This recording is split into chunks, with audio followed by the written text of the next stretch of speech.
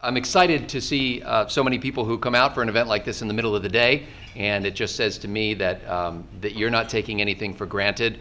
I've been told when I came to Texas, in fact, the first time when we had that dinner over at the BJ's, thank you, that this was such a heavily, it was like the reddest county and the reddest state in the country or something like that. So it's neat to see that you're not sitting back on your haunches and expecting that everything's going to be okay just because it historically has gone well for you. That's exciting to me. If we're going to build a house, you start with the most important part. And you put the greatest effort into that part, sparing no expense, because it's crucial. You've got to get that right. Now, as you heard, I lived in McKinney, Texas now for about 3 months. I moved here from eastern Pennsylvania. One of the things I noticed is that there's a tremendous amount of building going on around here. So when I talk about building houses, it's good to have a group like this because you certainly will be familiar and you'll understand. Now, of course, the most important part of any house is the roof. It's above everything else. It kind of protects everything else. And so when you're building a house, you have to build the roof first. So once you got the roof in place, then you can grade the land and level it out and pour the foundation and put the pipes and the wires and stuff like that in, and you can build the walls. But none of that can happen until the all-important roof has been put in place. Now, as you've quickly determined, this is nuts. This is insanity. But in my brief time in politics, I've discovered that a lot of people sort of have that philosophy when it comes to the party, when it comes to elections, when it comes to our country. I have been, as you heard, I've been a county and a Republican state committee person. I've been executive director of our county party. I've run for office countywide 3 times, once successfully. If you consider winning the race successful, I'm not entirely sure. And in all that time, I've come in contact with a lot of terrific people and then some other people as well. But almost to a person, they seem to espouse this building philosophy that I just described.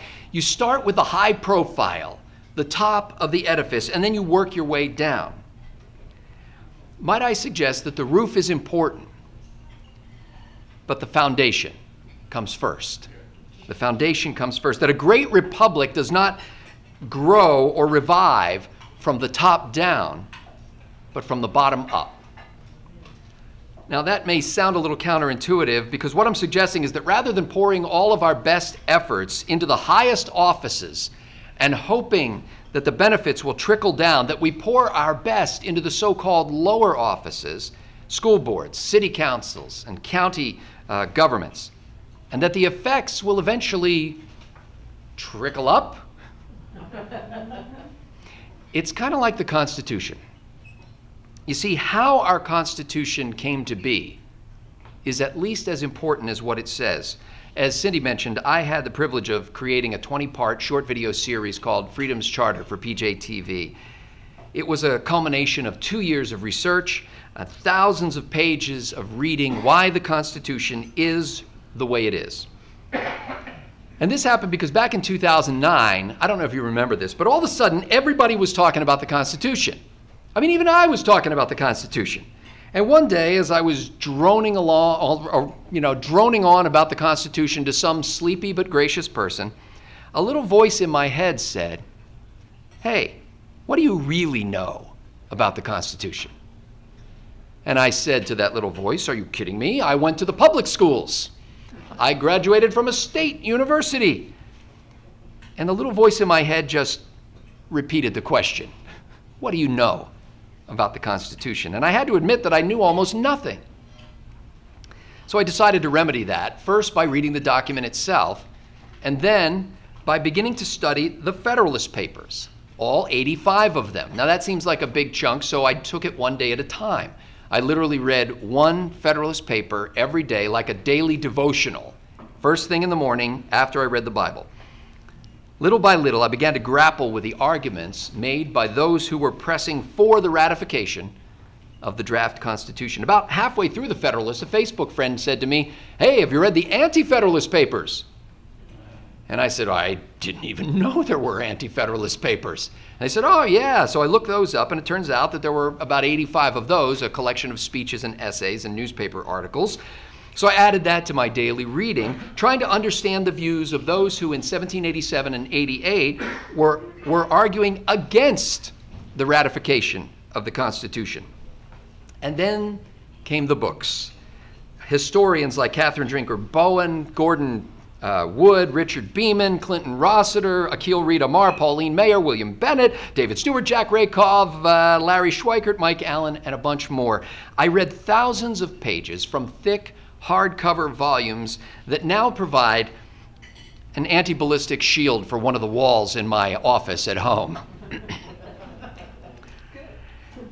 When you study why the Constitution is the way it is, you find out some fascinating things about America. One of the most striking is this, that the Constitution was not really created by the great men whose names you recognize. James Madison, George Washington, Benjamin Franklin, James Wilson, and their Federal Convention colleagues. It wasn't transported down the smoking mountain, on tablets of stone in the arms of some great sage. The Constitution was really built from the ground up, in large part as a response to local problems or state problems.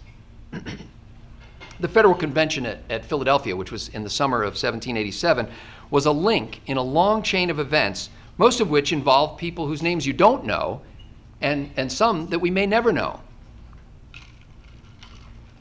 It's hard for us to imagine now, but during the American Revolution and up through the drafting and ratification debates of the Constitution, few people even wanted a strong national government.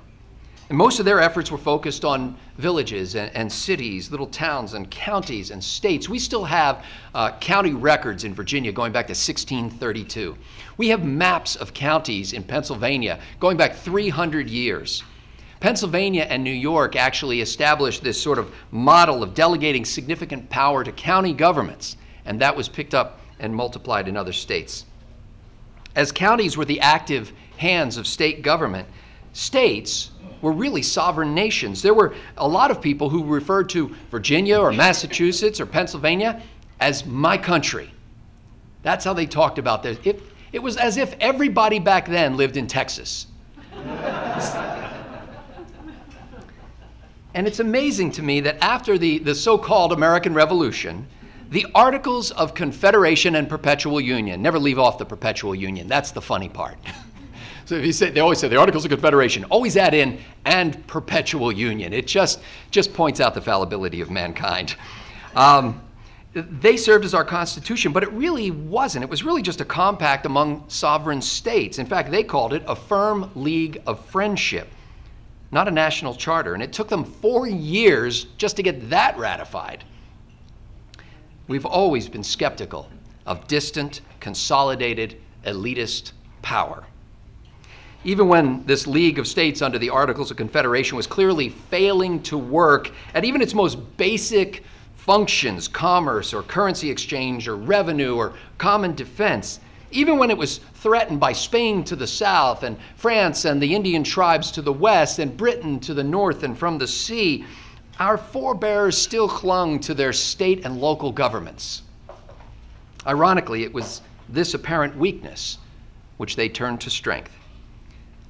George Washington lived, as you probably know, just up the river, up the Potomac from George Mason. And one winter day, they were sitting at the fireplace in Washington's home, Mount Vernon, complaining, as men tend to do when we're alone. They were complaining about the difficulty of commerce on the Potomac River, which divided Maryland from Virginia, either right down the middle of the river or on the Maryland banks of the river, depending on which side of the river you lived on. That was your view. And Washington and Mason saw this as kind of a microcosm of what was happening up and down the eastern seaboard. 13 independent sovereign states, each one in many cases with its own currency, with its own tariffs, with its own commerce regulations. And Washington got so frustrated that he wrote a letter to the Virginia House of Burgesses. His friend, James Madison, was then a state legislator and tried to get a bill passed that would give Congress the power to regulate commerce. The bill failed, crashed and burned. But Madison's colleague, John Tyler, managed to get passage of a bill that simply called for a convention in Annapolis, Maryland to discuss the issues. And so that's what they got. Madison didn't expect much from it, and he wasn't disappointed. Only a handful of delegates showed up at Annapolis in September. But before adjourning, in frustration, Alexander Hamilton wrote a letter to the Continental Congress on behalf of the members of this little convention. And in the letter, they called for another convention in Philadelphia the following May, and this is how they said it: to take into consideration the situation of the United States, to devise such further provisions as shall appear to them necessary to render the Constitution of the federal government adequate to the exigencies of the Union. Golly, we're so much smarter now than they were back then, aren't we? Any third grader would write a sentence like that today. Congress, in such sad shape that it lacked the power even to collect the taxes that the states were supposed to be paying, endorsed this call for a convention on February 21st, 1787. And in middle to late May, the delegates began to trickle into Philadelphia. Madison was already there. He got there early. He's scribbling furiously on reams of paper. He's meeting privately with people. He's trying to help to set an agenda for the meetings that were to come. But the delegates didn't come empty-handed. Each one carried with him the history and the traditions of governance in their own state, including their state constitution and a strong habit of local governance, not just in elected councils, but in public meetings that were held, as they said back then, out of doors. This is essentially rallies where people got together and called on their lawmakers and on their governors for redress of their grievances. What emerged from 4 months of wrangling and speech-making behind closed doors in Philadelphia was not our Constitution. In fact, James Madison called it a dead letter. He called it that because there would be no Constitution without ratification by conventions of the people in each of the states. But ratification was far from a foregone conclusion. See, this is all stunning to somebody like me who came to this not knowing anything. I just thought, oh, well, we have a Constitution. Everybody loved it, and of course, they supported it and were enthusiastic about it. Many business people, farmers, mechanics, lawyers, politicians, they saw the Constitution as radical surgery for minor problems. A president with no term limits looked to them like an elective monarch. A perpetually electable Senate looked like an elitist council to conspire with that elective monarch. A standing army conjured memories of British lobsterbacks quartered in private homes, eating out their substance to maintain the government's dominance. A capital district 10 miles square looked like, imagine this, an unaccountable distant fortress of luxury and corruption. What were they thinking? Perhaps worst of all, the proposed Constitution contained no guarantee of rights, such as free speech, religious liberty, trial by jury, etc. It's why George Mason actually left the Federal Convention without signing the document. It's why the greatest orator of the age, Patrick Henry, railed passionately against the Constitution in the Virginia Ratification Convention. Today, if you stand for liberty and states' rights and limited government, you stand for the Constitution. But in 1787-88, many of the sons and daughters of liberty vehemently opposed the Constitution. And it nearly failed. Massachusetts Ratification Convention, the vote was 187-168, 168 no votes, a 5% margin. In Virginia, it was 89-79, a 6% margin. In New York, it came down to 3 votes. New York, at that time, the biggest state. Imagine if that had been an island in the new United States of America that was the country of New York. Rhode Island and North Carolina didn't even ratify the Constitution until after the new government had already taken its seat and George Washington was president of these 11 United States. Why did so many people from all trades and stations in life feel confident in opposing what the great and wealthy and wise men of the age were advocating?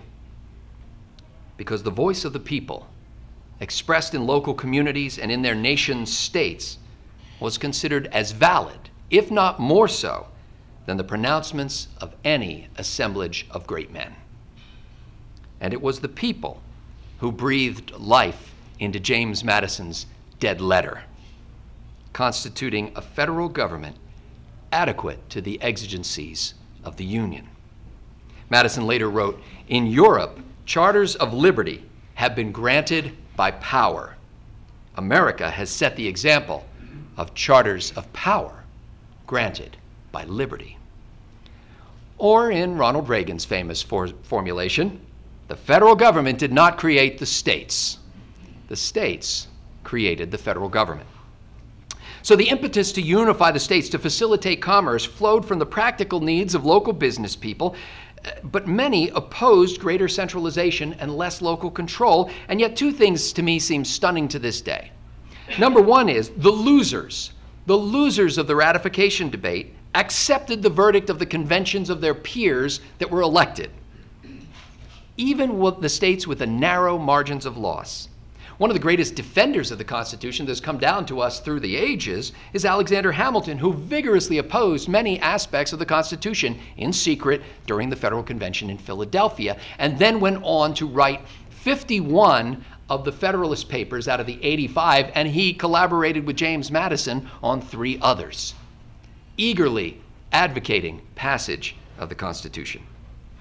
The other interesting thing is that the winners immediately, as soon as they could, made good on the concession that they had made to the losers in private conversation by pushing through a Bill of Rights in the first Congress.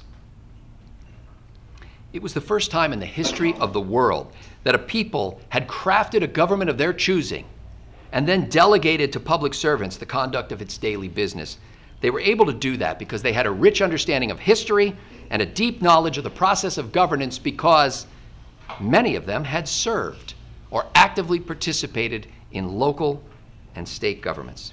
Now, I lay this all out like this before you because I fear that we've fallen into a trap as a party and as a nation.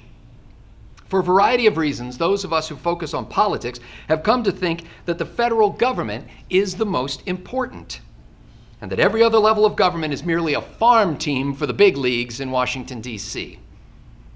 You can see it in the election cycles, where the race for the White House, even now, more than 2 years out from the next election cycle, garners more attention than any other election.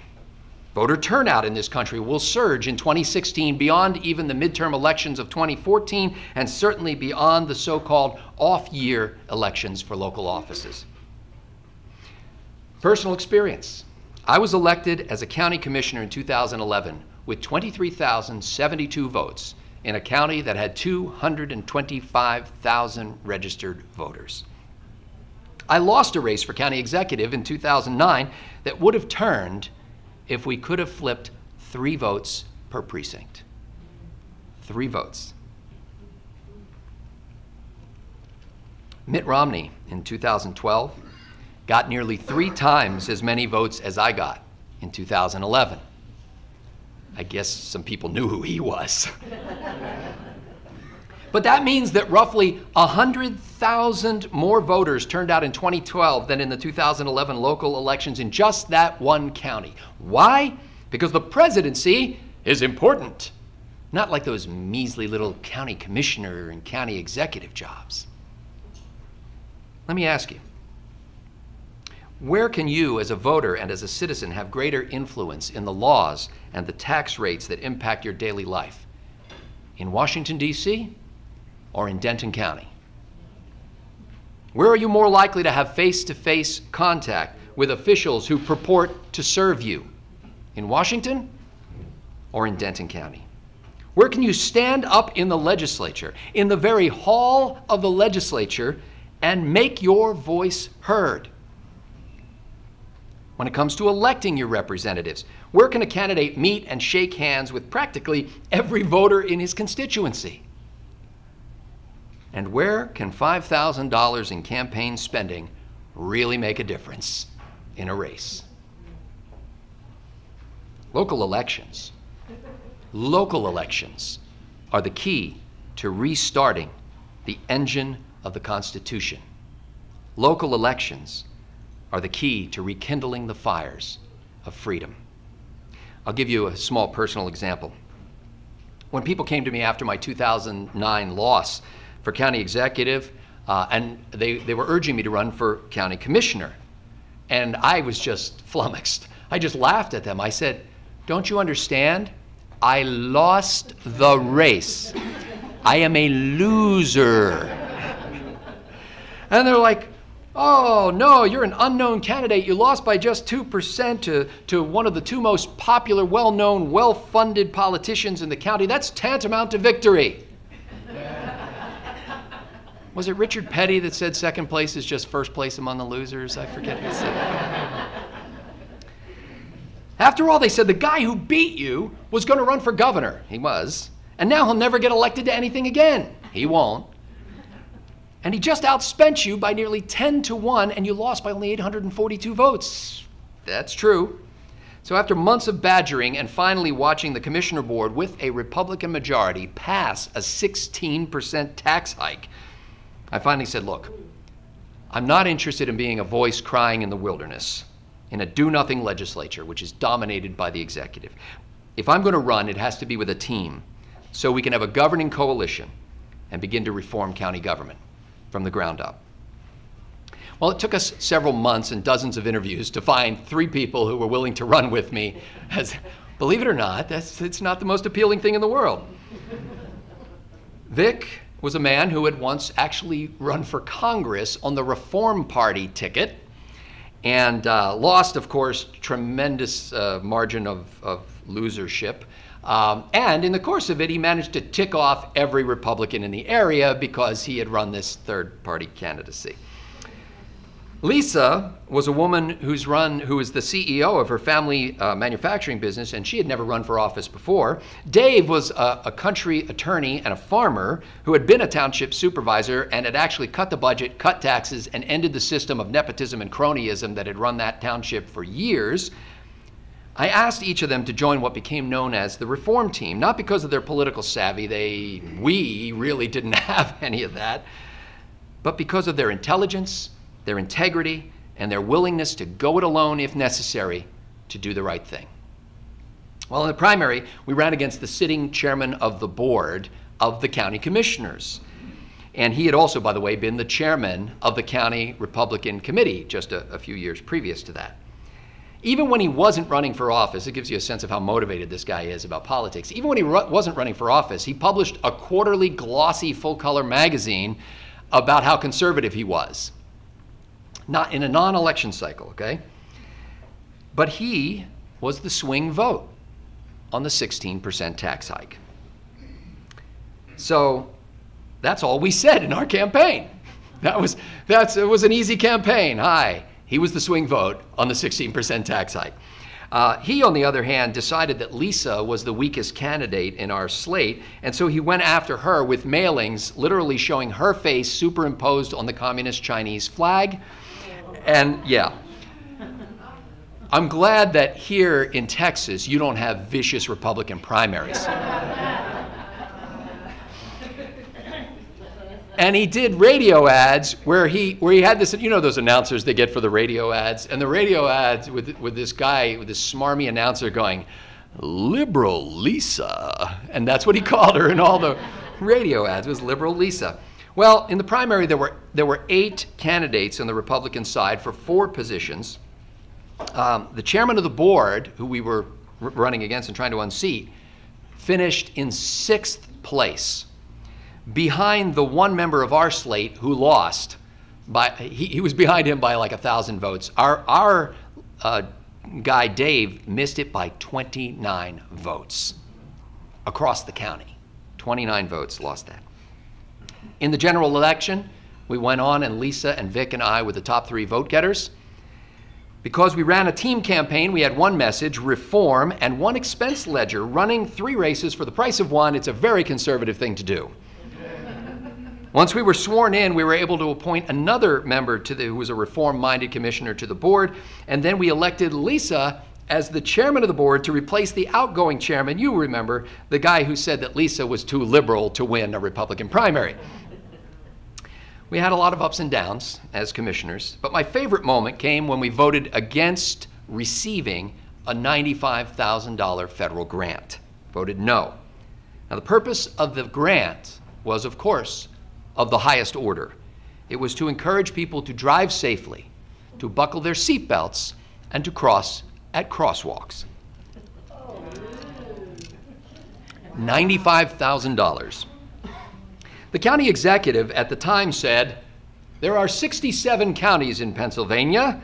None of them has ever rejected a federal grant."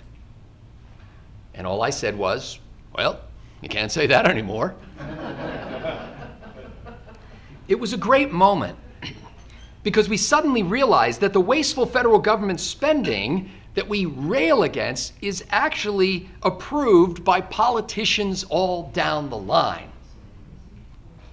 That federal money is often channeled through the state, then to the county, and sometimes then to townships or municipalities, layers and layers of bureaucracy, each adding additional cost and removing levels of accountability. When we discussed rejecting this grant, the argument against us was, we were told, if you don't take it, the federal government is just going to give the money to some other county. To which I replied, why do you hate those other counties so much? Why shouldn't we give the money to those poor other counties? I mean, the reality was there was nothing I could really do about it. I knew that they would just give the money to somebody else, but I couldn't control that. All I had was the power to say yes or no. And I realized that if enough of us said no, well, then maybe we could get the federal government out of the money laundering business. You understand the money laundering business, of course. We send our money to Washington, D.C. They launder it, it shrinks, they send it back to us and tell us how to use it. We were also told, by the way, that receiving the federal grant was a way of recouping some of the money that local people had sent to Washington, D.C. Have you heard that argument? That's a great one. To which we said two things. Number one, we're not getting our tax money back. They spent that 10 years ago. It's gone. We're getting money that they borrowed from the Chinese government with our children and grandchildren as collateral on the loan. And number two, the money doesn't go back to the people who earned it anyway. It's going to go to a couple of people who are going to make brochures to tell you to buckle your seatbelt and cross at the crosswalk. And of course, the county government is going to take its cut off the top for facilitating the grant. I once asked a congressman who's a Republican, why don't they get rid of these federal grant programs that take money from a single mother in Louisville, Texas, and use it to build curb cuts and park benches in Allentown, Pennsylvania? How does that help her? He said, the congressman said, the local people love these programs. So in his mind, he's just satisfying the demand of his local constituents. And in the minds of the local politicians, they're just trying to get our money back so that Uncle Barack doesn't give it to someone else. At one point, I actually called one of our federal legislators and I asked a staffer who answered the phone about crafting a bill that said if the state, county, or local government rejects a federal grant, that money would then go to pay down the federal debt. Well, he thought that was a swell idea and said he'd get right on it, which is the last thing I ever heard from him. You see, Congress is going to keep laundering the money until we show them that we don't need it, that we don't want it anymore. They're not the leaders. They're followers. Their entire lives are directed by polling and elections. They are followers. The leaders are right here in Louisville. The leaders are right here in Denton County and in Texas. And you can't wait for someone else to go first. You have to go first. In other words, if we ever hope to tame this bloated behemoth spending machine in Washington, D.C., we've got to start saying no where it hurts, locally and personally. We've got to be willing to step out of the soup line ourselves. Of the county budget where I served, 3/4 of it was actually money funneled from other levels of government. Not only does this reduce accountability and guarantee waste, it strips us of the local autonomy to make decisions about what's best for our own community. When I worked in the administration of a public school system, I kept hearing people say, that we had to do this or that or the other thing because the federal government was mandating it and it was a condition of receiving our federal money. And I said, well, how much of our budget is the federal money? And I forget what the exact figure was, but I want to say it was in the neighborhood of 20 to 25%. And I said, why don't we just cut that from the budget and tell the federal government to go jump in the creek? That might have been one of the reasons why I didn't last so long in the public school administration. You know, when it all comes down to it, Senator Barack Obama was right when he said, we are the ones we've been waiting for. We are the change that we seek. Now, the appropriate hand gesture when delivering a line like that is, we are the ones we've been waiting for. We are the change that we seek. Involuntarily, though, his hand did this. We are the ones. So, I don't know, that may have been a little coaching issue or it was just a mistake. The media and the national parties and the federal candidates want you to focus on the federal government because that's where the money is, and they stage this 24/7 rooster fight to get you to focus on faraway places and people you'll never meet who aren't going to change anything anyway. But we have to resist that temptation, and I'm not saying that you don't help in the federal elections cycles. I mean, I'm just saying stop looking to the east for a political messiah. Stop looking and hoping against hope that Ronald Reagan will return, and instead start looking around the restaurant and the PTA meeting and the soccer field and the grocery store. Start looking in the mirror. Demonstrate. Demonstrate, as the founders and framers did, that we can govern ourselves according to the principles that we say that we believe. Create a prototype at the local level that can be replicated elsewhere. Change the culture of local governance and exert autonomy in the local community and liberty for each individual. But you say, well, that will take a long time. Yeah, but what you're doing now will take forever. For never will the federal government change until these United States and its local governments change first. The path we're on is certain. You want certainty? We're on a certain path right now, but you don't like where it's going, do you? Stop blaming them. Start creating a model of functioning local governance that spends within its means, that does only what it must, and that serves with integrity. We keep hoping someone else out there will do it. How about someone in here? It starts here. It starts with you. You are the founders. You are the framers. And the most important part of the house that must be built first is the foundation. Thank you very much. I appreciate your time.